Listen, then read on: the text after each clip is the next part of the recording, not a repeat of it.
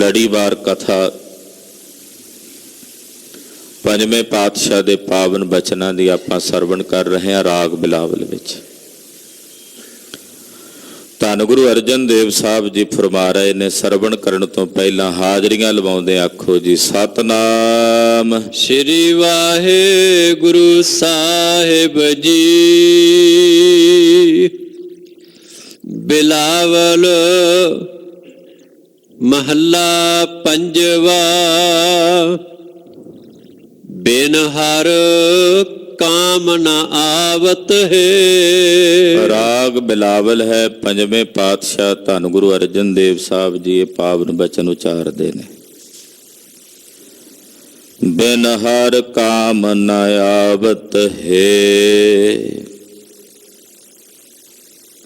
ਪੰਜਵੇਂ ਪਾਤਸ਼ਾਹ ਵੈਰਾਗਮਈ ਉਪਦੇਸ਼ ਦਿੰਦੇ ਆ ਸਾਨੂੰ।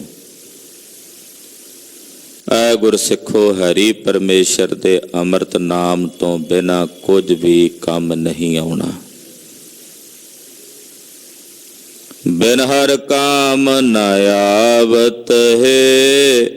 ਬਿਨ ਹਰ ਕਾਮ ਨ ਆਵਤ ਹੈ। ਬਿਨ ਹਰ ਕਾਮ ਨ ਆਵਤ ਹੈ। ਬਿਨ ਹਰ ਕਾਮ ਨ ਆਵਤ ਹੈ। ਬਿਨ ਹਰ ਕਾਮ ਨ ਆਵਤ ਹੈ। ਬਿਨ ਹਰ ਕਾਮ ਨ ਆਵਤ ਹੈ। ਬਿਨ ਹਰ ਕਾਮ ਨ ਆਵਤ ਹੈ।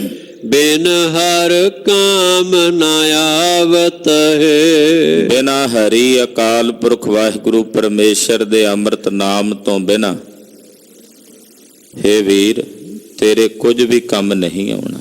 ਹੇ ਭਾਈ ਤੇਰੇ ਕੁਝ ਵੀ ਕੰਮ ਨਹੀਂ ਆਉਣਾ। ਹਾਂਜੀ। ਜਾਸਿਓ ਰਾਚ ਮਾਚ ਤੁਮ ਲਾਗੇ, ਓਹ ਮੋਹਨੀ ਮੋਹਾਵਤ ਹੈ। ਜਿਹਦੇ ਨਾਲ ਤੂੰ ਰਚਿਆ ਮਚਿਆ ਹੋਇਆ ਨਾ, ਮਿਲਿਆ ਹੋਇਆ,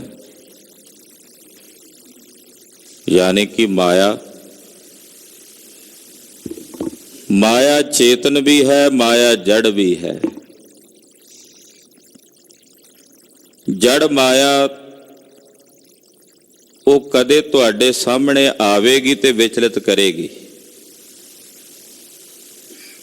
ਚੇਤਨ ਮਾਇਆ ਇਤਨੀ ਪ੍ਰਬਲ ਹੈ ਕਿ ਤੁਹਾਡੀਆਂ ਅੱਖਾਂ ਦੇ ਸਾਹਮਣੇ ਨਹੀਂ ਹੈ, ਅੱਖਾਂ ਬੰਦ ਵੀ ਨੇ ਤਾਂ ਵੀ ਭਰਮਾ ਲੈਂਦੀ ਹੈ,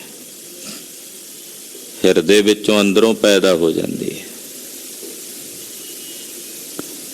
ਤੂੰ ਜਿਸ ਮਾਇਆ ਦੇ ਵਿੱਚ ਰਚ ਕੇ ਮਚ ਕੇ ਲੱਗ ਕੇ ਮਿਲ ਕੇ ਤੂੰ ਆਪਣੀ ਜ਼ਿੰਦਗੀ ਬਤੀਤ ਕਰ ਰਿਹਾ ਸੱਜਣਾ, ਯਾਦ ਰੱਖੀ ਇਹ ਮਾਇਆ ਮੋਹਣੀ ਹੈ ਔਰ ਇਹ ਤੈਨੂੰ ਮੋਹ ਰਹੀ ਹੈ।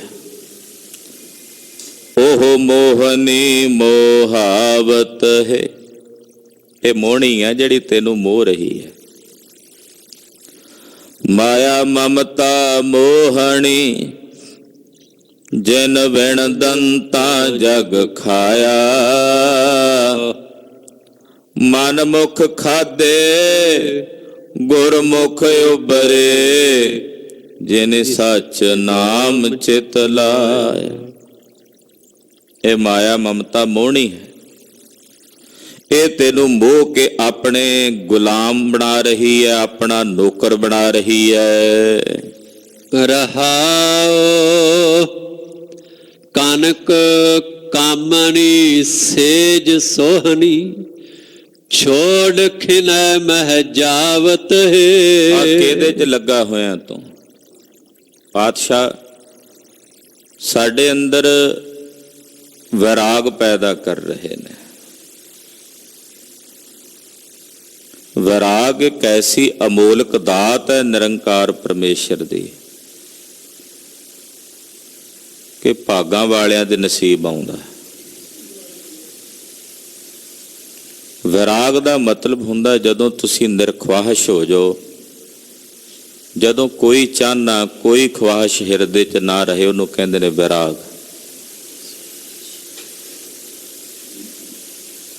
ਕਦੇ ਥੋੜਾ ਬਹੁਤ ਵੈਰਾਗ ਹਿਰਦੇ 'ਚ ਸਾਡੇ ਆਉਂਦਾ ਪਰ ਚਾਟੋ ਕਿਸੇ ਨਾ ਕਿਸੇ ਪਦਾਰਥ ਦੇ ਬੋਝੇ ਥੱਲੇ ਆ ਕੇ ਦਬ ਜਾਂਦਾ ਹੈ। ਤੀਵਰ ਵਿਰਾਗ ਨਹੀਂ ਹੈ, ਮੰਦ ਵਿਰਾਗ ਹੁੰਦਾ ਹੈ। ਆ ਕਥਾ ਸੁਣਦੇ ਆ ਵੀ ਸਾਡੇ ਹਿਰਦੇ 'ਚ ਵਿਰਾਗ ਆ ਜਾਏਗਾ ਕੁਝ ਸਮੇਂ ਲਈ, ਪਰ ਉਸ ਤੋਂ ਬਾਅਦ ਫਿਰ ਉਹੀ ਹਾਲਾਤ ਬਣ ਜਾਂਦੇ ਆ। ਇਹਨੂੰ ਮੰਦ ਵਿਰਾਗ ਕਹਿੰਦੇ। ਜਿਹੜਾ ਤੀਵਰ ਵਿਰਾਗ ਹੁੰਦਾ ਨਾ, ਉਹ ਇਤਨਾ ਤੀਵਰ ਹੁੰਦਾ ਕਿ ਦੁਨੀਆ ਦੇ ਲੱਖਾਂ ਪਦਾਰਥਾਂ ਦੇ ਢੇਰ ਵੀ ਸਾਹਮਣੇ ਪਏ ਹੋਣ, ਫਿਰ ਵੀ ਉਹਨਾਂ ਨੂੰ ਗ੍ਰਹਿਣ ਕਰਨ ਦੀ ਹਿਰਦੇ 'ਚ ਇੱਛਾ ਪੈਦਾ ਨਹੀਂ ਹੁੰਦੀ। ਉਹਨੂੰ ਤੀਵਰ ਵਿਰਾਗ ਕਹਿੰਦੇ ਆ। ਸਤਿਗੁਰੂ ਜੀ ਵਿਰਾਗ ਸਾਡੇ ਹਿਰਦੇ 'ਚ ਉਤਪੰਨ ਕਰਦੇ ਆ, ਔਰ ਉਹ ਵਿਰਾਗ ਜੋ ਪਾਰ ਬ੍ਰਹਮ ਪਰਮੇਸ਼ਰ ਦੇ ਦਰਸ਼ਨ ਕਰਨ ਵਾਸਤੇ ਸਹਾਈ ਹੁੰਦਾ ਹੈ, ਵੀ ਜਿਸ ਦੀ ਸਹਾਇਤਾ ਨਾਲ, ਜਿਸ ਦੀ ਮਦਦ ਨਾਲ ਪਰਮੇਸ਼ਰ ਦੇ ਦਰਸ਼ਨਾਂ ਦੀ ਤਾਂਘ ਪੈਦਾ ਹੁੰਦੀ ਹੈ। ਇਸ ਕਰਕੇ ਗੁਰਦੇਵ ਸਾਡੇ ਅੰਦਰ ਤੀਵਰ ਵਿਰਾਗ ਪੈਦਾ ਕਰਦਿਆਂ ਕਹਿ ਰਹੇ ਨੇ, ਕਨਕ ਕਨਕ ਕਨਕ ਕਹਿੰਦੇ ਨੇ ਸੋਨੇ ਨੂੰ। ਜ਼ਿਮੀਂਦਾਰ ਨੇ ਅੱਜ ਕੱਲ੍ਹ ਖੇਤਾਂ ਦੇ ਵਿੱਚ ਫਸਲ ਬੀਜੀ ਹੋਈ ਹੈ, ਉਹਨੂੰ ਵੀ ਕਹਿੰਦੇ ਆ ਕਣਕ। ਕਣਕ ਕਣਕ ਸੋਨੇ ਰੰਗੀ ਹੋ ਜਾਂਦੀ ਹੈ ਜਦੋਂ ਪੱਕ ਜਾਂਦੀ ਹੈ, ਪਿਲੱਤਣ ਛਾ ਜਾਂਦੀ ਹੈ ਖੇਤ ਵਿੱਚ। ਉਹ ਵੀ ਕਿਸੇ ਸੋਨੇ ਤੋਂ ਘੱਟ ਨਹੀਂ। ਜਿਸ ਦੇ ਨਾਲ ਤਨ ਨੇ ਚੱਲਣਾ ਹੈ, ਸਰੀਰ ਨੇ ਚੱਲਣਾ ਹੈ, ਉਹ ਕਣਕ। ਸੋਨੇ ਨੂੰ ਵੀ ਕਣਕ ਕਹਿੰਦੇ ਆ। ਕਣਕ ਕਹਿੰਦੇ, ਕਣਕ ਨਾਮ ਹੈ ਸੋਨੇ ਦਾ। ਫਿਰ ਕਹਿੰਦੇ ਕਾਮਨੀ, ਕਾਮਨੀ ਇਸਤਰੀ। ਸੇਜ ਸੋਹਣੀ, ਸੋਹਣੀਆਂ ਸੇਜਾਂ, ਮਖਮਲੀ ਵਿਛਾਉਣੇ, ਹਾਥੀ ਦੇ ਦੰਦਾਂ ਦੇ ਬਣੇ ਹੋਏ ਪਲੰਗੇ, ਇਹ ਜਿੰਨਾ ਕੁਝ ਵੀ ਹੈ। ਛੋੜ ਖਿਨੈ ਮਹਿ ਜਾਵਤ ਹੈ। ਜਦੋਂ ਸਰੀਰ ਚੋਂ ਪ੍ਰਾਣ ਨਿਕਲਣੇ ਨੇ ਨਾ, ਇੱਕ ਖਿਨ ਮਾਤਰ ਦੇ ਸਮੇਂ 'ਚ ਸਭ ਕੁਝ ਛੱਡ ਕੇ ਚਲਿਆ ਜਾਣਾ। ਵਾਹਿਗੁਰੂ। ਇਹ ਜੋ ਕੁਝ ਵੀ ਉੱਪਰ ਦੱਸਿਆ ਨਾ, ਪਾਤਸ਼ਾਹ ਕਹਿੰਦੇ ਕਨਕ, ਕਾਮਨੀ, ਸੋਹਣੀਆਂ ਸੇਜਾਂ, ਅਡੰਬਰ। ਜਿਸ ਵੇਲੇ ਸਰੀਰ ਚੋਂ ਪ੍ਰਾਣਾਂ ਦੀ ਡੋਰੀ ਟੁੱਟ ਗਈ, ਪਾਤਸ਼ਾਹ ਕਹਿੰਦੇ ਇੱਕ ਖਿਨ ਵਿੱਚ ਸਭ ਕੁਝ ਛੱਡ ਕੇ ਚਲਿਆ ਜਾਣਾ। ਛੋੜ ਖਿਨ ਮਹਿ ਜਾਵਤ ਹੈ। ਇੱਕ ਖਿਨ ਵਿੱਚ ਭਾਵੇਂ ਜਿੰਨੀਆਂ ਮਰਜ਼ੀ ਮੁੰਦਰੀਆਂ ਪਾਈਆਂ ਹੋਣ ਹੱਥਾਂ ਵਿੱਚ, ਅਗਲੇ ਝੱਟ ਪਹਿਲਾਂ ਇਹ ਲਾਉਂਦੇ ਵੀ ਇਹ ਪਾਸੇ ਕਰੋ। ਜੇਬ 'ਚ ਪਾਇਆ ਹੋਵੇ, ਖੀਸੇ 'ਚ ਪਰਸ, ਪਹਿਲਾਂ ਉਹ ਕੱਢਦੇ ਆ ਵੀ ਇਹਦੇ ਵਿੱਚ ਜੋ ਹੈ ਉਹ ਵੀ ਵੱਖਰਾ ਕਰੋ।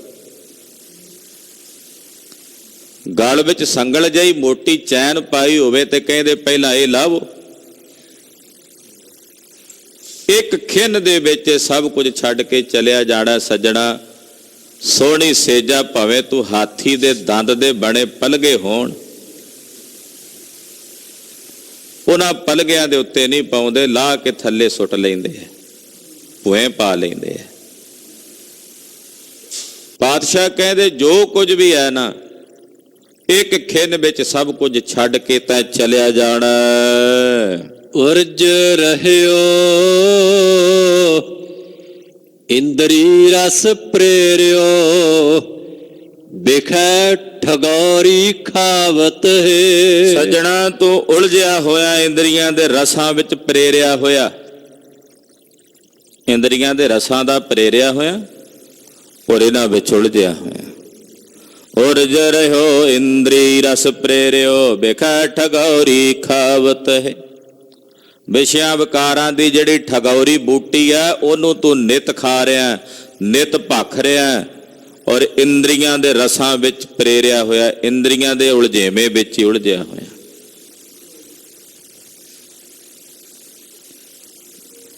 ਕੱਲ ਸ੍ਰੀ ਮੰਜੀ ਸਾਹਿਬ ਵਿਖੇ ਸ੍ਰੀ ਅੰਮ੍ਰਿਤਸਰ ਸਾਹਿਬ ਚੱਲ ਰਹੀ ਲੜੀਵਾਰ ਕਥਾ ਦਾ ਸ਼ਬਦ ਵਿਚਾਰਿਆ ਸੀ, ਰਾਮ ਕਲੀ ਰਾਗ ਦਾ। ਗਊ ਕਉ ਚਾਰੈ ਸਾਰਦੂਲ, ਕੌਡੀ ਕਾ ਲਖ ਹੋਆ ਮੂਲ। ਕਹਿੰਦੇ ਗਊਆਂ ਨੂੰ ਸਾਰਦੂਲ ਬੱਬਰ ਸ਼ੇਰ ਚਾਰ ਰਿਹਾ ਹੈ। ਗਾਵਾਂ ਨੂੰ ਕਿਵੇਂ ਸ਼ੇਰ ਚਾਰ ਸਕਦਾ ਭਲਾ? ਗਾਵਾਂ ਤਾਂ ਸ਼ੇਰ ਦਾ ਖਾਜਾ ਹੁੰਦੀਆਂ, ਉਹ ਕਿਵੇਂ ਚਾਰ ਸਕਦਾ? ਗਊ ਦਾ ਮਤਲਬ ਹੁੰਦਾ ਸਾਡੀਆਂ ਜਿਹੜੀਆਂ 5 ਗਿਆਨ ਇੰਦਰੀਆਂ ਤੇ 5 ਕਰਮ ਇੰਦਰੀਆਂ ਨੇ, ਗਾਵਾਂ ਨੇ। ਮਨ ਪਹਿਲਾਂ ਇਹਨਾਂ ਵਿਕਾਰਾਂ ਦੇ ਭਾਰ ਥੱਲੇ ਦੱਬਿਆ ਬੜਾ ਕਮਜ਼ੋਰ ਸੀ, ਪਰ ਜਦੋਂ ਇਹ ਮਨ ਗੁਰੂ ਦੀ ਕਰੁਣਾ ਦਾ, ਗੁਰੂ ਦੀ ਕਿਰਪਾ ਦਾ ਪਾਤਰ ਬਣਿਆ ਤੇ ਜਿਹੜਾ ਕਮਜ਼ੋਰ ਮਨ ਸੀ ਉਹ ਬੱਬਰ ਸ਼ੇਰ ਹੋ ਗਿਆ ਤੇ ਆਪਣੀਆਂ ਇਹਨਾਂ ਸਾਰੀਆਂ ਇੰਦਰੀਆਂ ਨੂੰ ਕਾਬੂ ਕਰਕੇ ਇਹਨਾਂ ਨੂੰ ਗਊਆਂ ਬਣਾ ਕੇ ਸਾਧ ਸੰਗਤ ਰੂਪੀ ਚਰਾਂਦ ਵਿੱਚ ਆ ਕੇ ਸ਼ੁਭ ਗੁਣਾ ਰੂਪੀ ਘਾਹ ਨੂੰ ਚਰਾਉਣ ਲੱਗ ਪਿਆ। ਸਾਧ ਸੰਗਤ ਚਰਾਂਦ ਹੋ ਗਈ, ਜਿੱਥੇ ਸ਼ੁਭ ਗੁਣਾ ਦਾ ਘਾਹ ਸੀ ਇੰਦਰੀਆਂ ਰੂਪੀ ਗਊਆਂ ਨੂੰ ਪ੍ਰੇਰ ਕੇ ਲਿਆਇਆ ਸਾਡਾ ਮਨ। ਇਹ ਬੱਬਰ ਸ਼ੇਰ ਸੀ, ਇਹਨੇ ਪ੍ਰੇਰਿਆ ਇਹਨਾਂ ਗਊਆਂ ਨੂੰ ਤੇ ਪ੍ਰੇਰ ਕੇ ਸਾਧ ਸੰਗਤ ਵਿੱਚੋਂ ਆ ਕੇ ਸ਼ੁਭ ਗੁਣਾ ਰੂਪੀ ਘਾਹ ਨੂੰ ਚਰਨ ਲੱਗ ਪਈਆਂ। ਵਰਨਾ ਇਹ ਇੰਦਰੀਆਂ ਦੇ ਰਸਾਂ 'ਚ ਪ੍ਰੇਰਿਆ ਹੋਇਆ ਉਹਨਾਂ ਦੇ ਉਲਝੇਵਿਆਂ 'ਚ ਉਲਝਿਆ ਹੋਇਆ ਸੀ। ਹੁਣ ਅੱਖਾਂ ਵੇਖਦੀਆਂ ਨੇ ਪਰ ਵੇਖ ਕੇ ਮਨ ਵਿਕਾਰੀ ਨਹੀਂ ਹੁੰਦਾ। ਕੰਨ ਸੁਣਦੇ ਨੇ, ਸੁਣ ਕੇ ਉਹਨਾਂ ਦੇ ਰਸ ਦੇ ਵਿੱਚ ਮਨ ਮਗਨ ਨਹੀਂ ਹੁੰਦਾ। ਜ਼ੁਬਾਨ ਪਦਾਰਥ ਭਖਦੀ ਆ ਪਰ ਰਸਾਂ ਨੂੰ ਨਹੀਂ ਭੋਗਦਾ ਮਨ। ਮਨ ਇਹਨਾਂ ਇੰਦਰੀਆਂ ਦੇ ਰਸਾਂ ਤੋਂ ਰਹਿਤ ਹੋ ਗਿਆ। ਪਰ ਇਹ ਉਦੋਂ ਹੁੰਦਾ ਜਦੋਂ ਗੁਰੂ ਦੀ ਕਿਰਪਾ ਵਰਤੇ, ਗੁਰੂ ਦੀ ਕਰੁਣਾ ਵਰਤੇ। ਇੱਥੇ ਗਰੀਬ ਨਵਾਜ ਸਾਹਿਬ ਸੱਚੇ ਪਾਤਸ਼ਾਹ ਜੀ ਮਹਾਰਾਜ ਜੀ ਕਹਿੰਦੇ ਕਿ ਇੰਦਰੀਆਂ ਦੇ ਰਸਾਂ 'ਚ ਪ੍ਰੇਰਿਆ ਹੋਇਆ ਮਨ ਉਲਝਿਆ ਹੋਇਆ। ਕੌਡੀ ਕਾ ਲਖ ਹੋਆ ਮੂਲ। ਕੌਡੀਆਂ ਦਾ ਭਾਅ ਜਿਹੜੀ ਜ਼ਿੰਦਗੀ ਸੀ, ਜੀਵਨ ਸੀ ਮਨੁੱਖ ਦੀ, ਉਹ ਬਹੁ ਕੀਮਤੀ ਹੋ ਗਈ, ਬਹੁ ਮੁੱਲੀ ਹੋ ਗਈ। ਪਰ ਉਸ ਤੋਂ ਪਹਿਲਾਂ ਇਹ ਇੰਦਰੀਆਂ ਦੇ ਰਸਾਂ 'ਚ ਪ੍ਰੇਰਿਆ ਹੋਇਆ, ਉਲਝਿਆ ਹੋਇਆ ਸੀ ਤੇ ਵਿਸ਼ਿਆਂ ਵਿਕਾਰਾਂ ਦੀ ਠਗੌਰੀ ਬੂਟੀ। ਇਹ ਜਿਹੜੀ ਠਗੌਰੀ ਬੂਟੀ ਹੁੰਦੀ ਹੈ ਨਾ, ਜਦੋਂ ਠਗੌਰੀ ਸ਼ਬਦ ਆਉਂਦਾ ਇਹਦਾ ਮਤਲਬ ਹੁੰਦਾ ਠਗਮੂਰੀ ਬੂਟੀ, ਜਿਹੜੀ ਪੁਰਾਣੇ ਸਮੇਂ ਠੱਗਾਂ ਦੇ ਕੋਲ ਹੁੰਦੀ ਸੀ। ਰਾਹ ਵਿੱਚ ਆਉਂਦੇ ਮੁਸਾਫਰਾਂ ਨੂੰ ਸੰਘਾਉਣੀ ਤੇ ਸੰਘਾ ਕੇ ਉਹਨਾਂ ਨੂੰ ਬੇਹੋਸ਼ ਕਰਨ ਤੋਂ ਬਾਅਦ ਉਹਨਾਂ ਕੋਲ ਜੋ ਕੁਝ ਹੋਣਾ ਖੋਹ ਲੈਣਾ। ਉਸ ਬੂਟੀ ਦਾ ਉਹਨਾਂ ਨੇ ਨਾਂ ਰੱਖਿਆ ਹੁੰਦਾ ਸੀ ਠਗਮੂਰੀ ਬੂਟੀ। ਪਾਤਸ਼ਾਹ ਕਹਿੰਦੇ ਜਿਹੜੀ ਮਾਇਆ ਆ, ਇਹਦੇ ਜਿਹੜੇ ਵਿਸ਼ੇ ਵਿਕਾਰ ਨੇ, ਇਹ ਜਿਤਨੇ ਵਿਸ਼ੇ ਨੇ ਠਗੌਰੀ ਬੂਟੀ ਹੈ ਮਾਇਆ ਦੀ। ਇਹ ਤੈਨੂੰ ਸੰਘਾ ਕੇ ਤੇਰੇ ਕੋਲੋਂ ਸਾਰਾ ਕੁਝ ਠੱਗੀ ਜਾਂਦੀ ਹੈ। ਤ੍ਰਿਣ ਕੋ ਮੰਦਰ ਸਾਜ ਸਵਾਰਿਓ, ਪਾਵਕ ਤਲ ਜਰਾਵਤ ਹੈ। ਤ੍ਰਿਣ ਕੋ ਮੰਦਰ, ਤ੍ਰਿਣ ਕਹਿੰਦੇ ਆ ਘਾਹ ਦੇ ਕਿਣਕਿਆਂ ਦਾ ਬਣਿਆ ਹੋਇਆ ਮਕਾਨ। ਕਹਿੰਦੇ ਉਹਨੂੰ ਚੰਗੀ ਤਰ੍ਹਾਂ ਸਾਜਿਆ, ਚੰਗੀ ਤਰ੍ਹਾਂ ਸਵਾਰਿਆ, ਚੰਗੀ ਤਰ੍ਹਾਂ ਰੀਝ ਨਾਲ ਬਣਾਇਆ ਹੈ ਸੀ ਘਾਹ ਦਾ, ਤੇ ਬਣਾ ਕੇ ਤੇ ਥੱਲੇ ਅੱਗ ਬਾਲ ਦਿੱਤੀ। ਹੁਣ ਘਾਹ ਦਾ ਬਣਿਆ ਮਕਾਨ ਤੇ ਵਿੱਚ ਬਣ ਗਈ ਅੱਗ, ਤੇ ਉਹ ਮਕਾਨ ਕਿੰਨਾ ਚਿਰ ਰਹੂ? ਇਸੇ ਤਰ੍ਹਾਂ ਵਾਹਿਗੁਰੂ ਨੇ, ਪਰਮੇਸ਼ਰ ਨੇ ਆ ਜਿਹੜਾ ਸਰੀਰ ਹੈ ਨਾ, ਇਹ ਘਾਹ ਦੇ ਕਿਣਕਿਆਂ ਦਾ ਬਣਾਇਆ। ਇਹ ਸਾਜ ਸਵਾਰਿਆ, ਸ਼ਿੰਗਾਰਿਆ। ਕਹਿੰਦੇ ਇਹਨੂੰ ਬਣਾ ਕੇ ਇਹਦੇ ਵਿੱਚ ਸਵਾਸਾਂ ਦੀ ਅਗਨੀ ਬਾਲ ਦਿੱਤੀ ਹੈ। ਸਵਾਸਾਂ ਦੀ ਉਹ ਅਗਨੀ ਬਲ ਰਹੀ ਹੈ ਇਹਦੇ ਤਲੇ।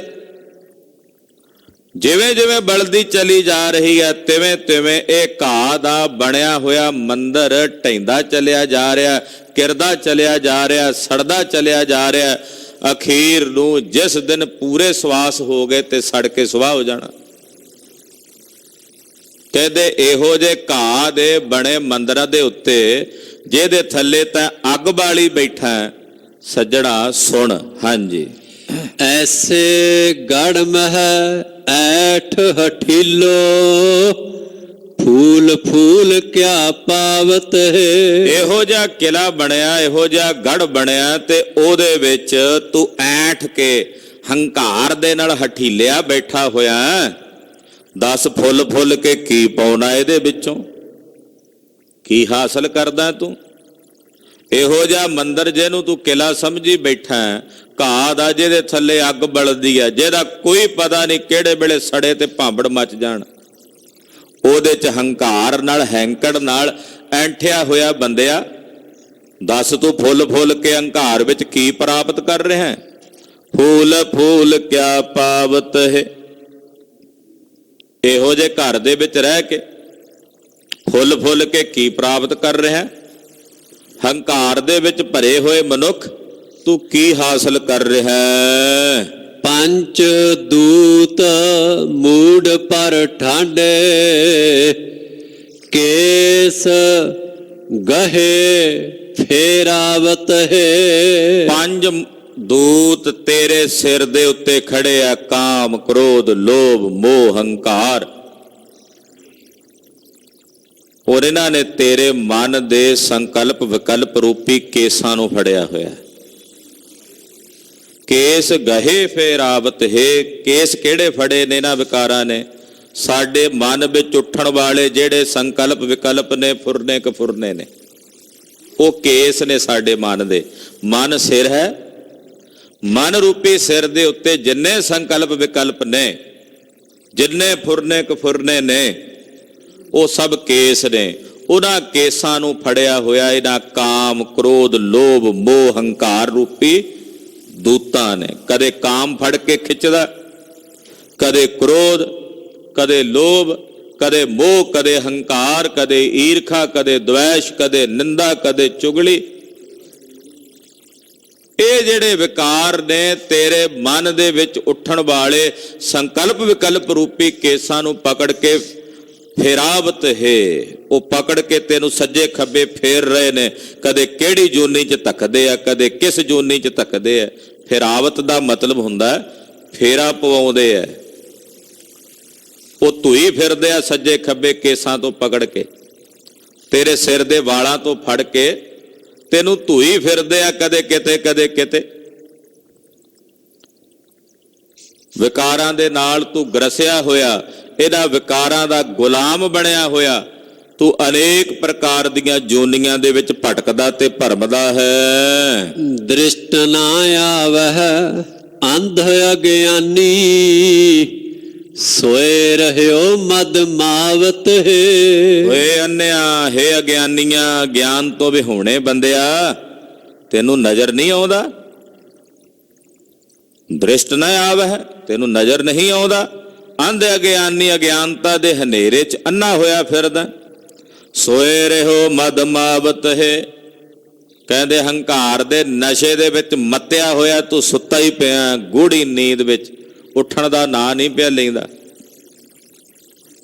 ਤੇ ਸੁੱਤਿਆਂ ਹੀ ਜ਼ਿੰਦਗੀ ਲੰਘ ਚੱਲੀ ਹੈ, ਸੁੱਤਿਆਂ ਹੀ ਤੇਰੀ ਉਮਰ ਬੀਤ ਚੱਲੀ ਹੈ ਸੱਜਣਾ, ਤੈਨੂੰ ਨਜ਼ਰ ਨਹੀਂ ਪਿਆ ਆਉਂਦਾ। ਤੂੰ ਅਗਿਆਨਤਾ ਦੇ ਹਨੇਰੇ ਵਿੱਚ ਅੰਨਾ ਹੋਇਆ ਔਰ ਹੰਕਾਰ ਦੇ ਨਸ਼ੇ ਦੇ ਵਿੱਚ।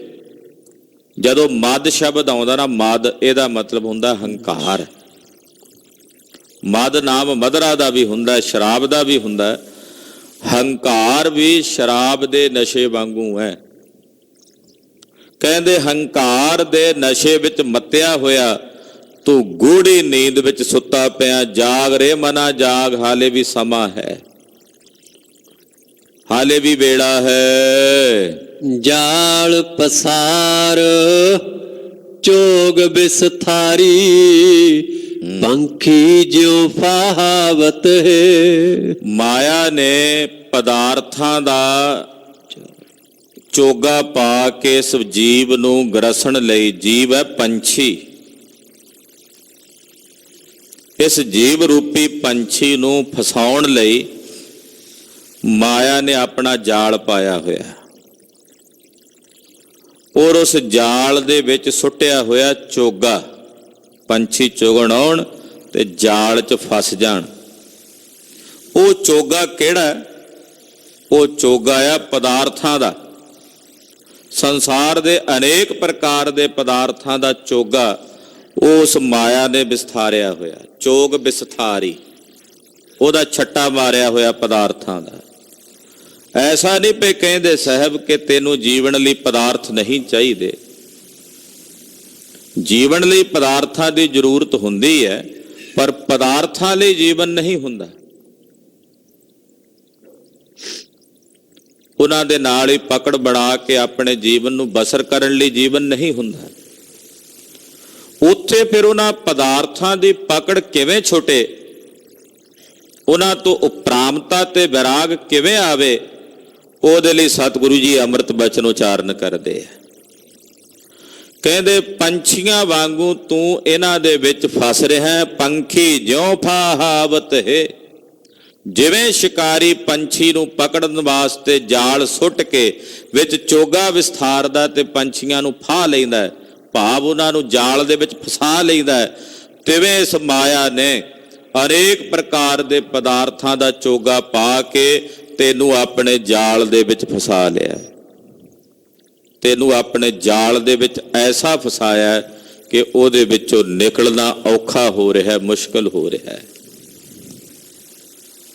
ਇਹ ਸੁਣ ਕੇ ਸਿੱਖਾਂ ਨੇ ਪੰਜਵੇਂ ਪਾਤਸ਼ਾਹ ਨੂੰ ਬੇਨਤੀ ਕੀਤੀ, ਗਰੀਬ ਨਵਾਜ, ਸਾਨੂੰ ਸਮਝ ਪੈ ਗਈ ਹੈ ਕਿ ਅਸੀਂ ਜਾਲ ਵਿੱਚ ਫਸੇ ਹੋਏ ਹਾਂ। ਸਾਨੂੰ ਇਹ ਵੀ ਸਮਝ ਪੈ ਗਈ ਹੈ ਕਿ ਪਦਾਰਥਾਂ ਦੇ ਲੁਭਾਵਣੇ ਚੋਗੇ ਨੂੰ ਵੇਖ ਕੇ ਅਸੀਂ ਫਸੇ ਹਾਂ। ਹੁਣ ਜਾਲ ਵਿੱਚ ਫਸ ਗਏ ਹਾਂ, ਨਹੀਂ ਨਿਕਲ ਪਾ ਰਹੇ। ਕਿਰਪਾ ਕਰਕੇ ਤੁਸੀਂ ਸਾਡਾ ਮਾਰਗਦਰਸ਼ਨ ਕਰੋ, ਦੱਸੋ ਅਸੀਂ ਇਸ ਜਾਲ ਦੇ ਵਿੱਚੋਂ ਕਿਵੇਂ ਮੁਕਤ ਹੋਈਏ, ਇਸ ਜਾਲ ਵਿੱਚੋਂ, ਜੰਜਾਲ ਚੋਂ ਕਿਵੇਂ ਨਿਕਲੀਏ।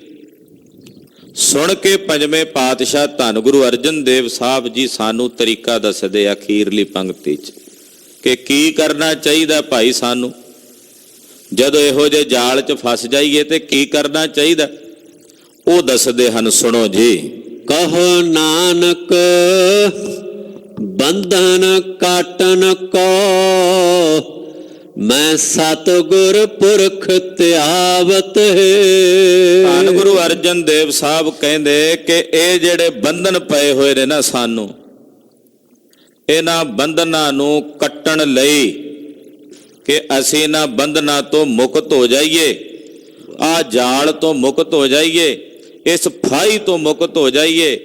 ਕਹਿੰਦੇ ਨਾ ਬੰਧਨਾਂ ਤੋਂ ਮੁਕਤ ਹੋਣ ਵਾਸਤੇ ਮੈਂ ਆਪਣੇ ਸਤਿਗੁਰੂ ਪੁਰਖ ਨੂੰ ਧਿਆਉਂਦਾ ਹਾਂ, ਉਹਨੂੰ ਆਰਾਧਦਾ ਹਾਂ ਕਿ ਇਹ ਤੇ ਬੇਨਤੀ ਕਰਦਾ ਹੈ ਪ੍ਰਭੂ ਕਿਰਪਾ ਕਰੋ, ਤੁਸੀਂ ਮੁਕਤ ਔਰ ਮੈਨੂੰ ਇਹਨਾਂ ਬੰਧਨਾਂ ਤੋਂ ਮੁਕਤ ਕਰ ਲਵੋ। ਆਪ ਕਿਰਪਾ ਕਰਕੇ ਦਇਆ ਕਰਕੇ ਮੁਕਤ ਕਰ ਲਵੋ। ਮੈਂ ਇਹਨਾਂ ਬੰਧਨਾਂ ਨੂੰ ਕੱਟਣ ਲਈ, ਇਹਨਾਂ ਬੰਧਨਾਂ ਤੋਂ ਮੁਕਤ ਹੋਣ ਲਈ ਆਪਣੇ ਸਤਿਗੁਰੂ ਪੁਰਖ ਨੂੰ ਧਿਆਉਂਦਾ ਹਾਂ, ਆਪਣੇ ਸਤਿਗੁਰੂ ਪੁਰਖ ਦੀ ਆਰਾਧਨਾ ਕਰਦਾ ਹਾਂ। ਇਹ ਪਾਵਨ ਪਵਿੱਤਰ ਲੜੀਵਾਰ ਸ਼ਬਦ ਸੀ ਅੱਜ ਦੇ ਚੱਲ ਰਹੇ ਪ੍ਰਕਰਣ ਮੁਤਾਬਕ। ਸਤਿਗੁਰਾਂ ਦੀ ਪਵਿੱਤਰ ਪਾਵਨ ਬਾਣੀ ਅਗਾਧ ਬੋਧ ਹੈ। ਵਿਚਾਰਾਂ ਕਰਦਿਆਂ ਹੋਈਆਂ ਭੁੱਲਾਂ ਚੁੱਕਾਂ ਦੀ ਖਿਮਾ ਕਰਨੀ, ਅਰਦਾਸ ਕਰਨੀ ਕਿ ਸਤਿਗੁਰੂ ਜੀ ਅਗਾਂਹ ਵਾਸਤੇ ਸਦ ਬੁੱਧੀ ਔਰ ਸਮਤ ਪ੍ਰਦਾਨ ਕਰਨ। ਸਾਡਾ ਗਾਵਿਆ ਸੁਣਿਆ ਪਾਤਸ਼ਾਹ ਜੀ ਥਾਂ ਪਾ ਲੈਣ। ਹੋਈਆਂ ਭੁੱਲਾਂ ਚੁੱਕਾਂ ਦੀ ਖਿਮਾ। ਵਾਹਿਗੁਰੂ ਵਾਹਿਗੁਰੂ ਵਾਹਿਗੁਰੂ ਵਾਹਿਗੁਰੂ ਵਾਹਿਗੁਰੂ ਵਾਹਿਗੁਰੂ ਵਾਹਿਗੁਰੂ ਵਾਹਿਗੁਰੂ ਵਾਹਿਗੁਰੂ ਵਾਹਿਗੁਰੂ ਵਾਹਿਗੁਰੂ ਵਾਹਿਗੁਰੂ ਵਾਹਿਗੁਰੂ ਵਾਹਿਗੁਰੂ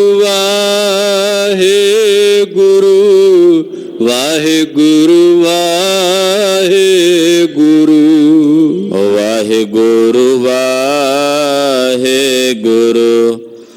ਵਾਹਿਗੁਰੂ ਵਾਹਿਗੁਰੂ ਵਾਹਿਗੁਰੂ ਵਾਹਿਗੁਰੂ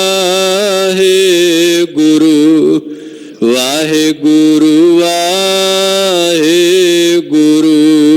ਬਿਨ ਹਰ ਕਾਮ ਨ ਆਵਤ ਹੈ ਬਿਨ ਹਰ ਕਾਮ ਨ ਆਵਤ ਹੈ ਬਿਨ ਹਰ ਕਾਮ ਨ ਆਵਤ ਹੈ ਬਿਨ ਹਰ ਕਾਮ ਨ ਆਵਤ ਹੈ ਕਹੋ ਨਾਨਕ ਬੰਧਨ ਕਾਟਨ ਕੋ ਕਹੋ ਨਾਨਕ ਬੰਧਨ ਕਾਟਨ ਕੋ ਕਹੋ ਨਾਨਕ ਬੰਧਨ ਕਾਟਨ ਕੋ ਕਹੋ ਨਾਨਕ ਬੰਧਨ ਕਾਟਨ ਕੋ ਮੈਂ ਸਤਿਗੁਰ ਪੁਰਖ ਧਿਆਵਤ ਹੈ ਮੈਂ ਸਤਿਗੁਰ ਪੁਰਖ ਧਿਆਵਤ ਹੈ ਮੈਂ ਸਤਿਗੁਰ ਪੁਰਖ ਧਿਆਵਤ ਹੈ ਮੈਂ ਸਤਿਗੁਰ ਪੁਰਖ ਧਿਆਵਤ ਹੈ ਵਾਹਿਗੁਰੂ ਵਾਹਿਗੁਰੂ ਵਾਹਿਗੁਰੂ ਵਾਹਿਗੁਰੂ ਵਾਹਿਗੁਰੂ ਵਾਹਿਗੁਰੂ ਵਾਹਿਗੁਰੂ ਵਾਹਿਗੁਰੂ ਵਾਹਿਗੁਰੂ ਜੀ ਕਾ ਖਾਲਸਾ ਵਾਹਿਗੁਰੂ ਜੀ ਕੀ ਫਤਿਹ।